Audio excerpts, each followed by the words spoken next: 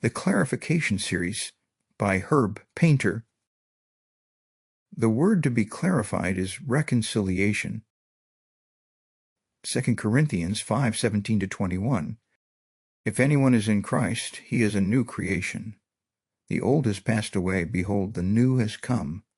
All this is from God, who through Christ reconciled us to himself, and gave us the ministry of reconciliation.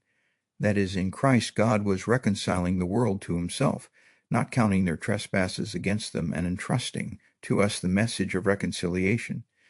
Therefore we are ambassadors for Christ, God making his appeal through us. We implore you on behalf of Christ, be reconciled to God. For our sake he made him to be sin who knew no sin, so that in him we might become the righteousness of God. Reconciliation is the process of recovering fellowship with God. Don't confuse reconciliation with redemption. They are not synonymous. Reconciliation is not an evangelistic appeal. It is strong advice to keep our account clean with God and to encourage others to do so also. Believers are redeemed to God through Christ's blood on the cross, but we are reconciled by our will to live in obedience and fellowship with God. Only sin in our everyday lives can break the free flow of inspiration that comes from interrupted fellowship. We know that when we discover an imbalance in our accounting with the bank, more than likely it is an error of our own, not the bank's. So it is with our spiritual bank account held with God.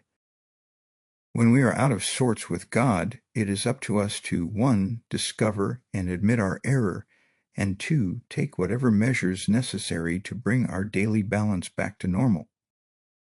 Just prior to the passage mentioned above, Paul reminded us that there is an eternal audit coming after this life called the judgment seat of Christ. This account-settling event will assess our earthly lives as servants of Jesus Christ. Treating our relationship with Christ as casually as we do our earthly obligations is not recommended. We are to regard our ledger sheet with Christ as dead serious. Keep short accounts. When sin appears in our lives, we must deal with it with the urgency that we would with an overdrawn account.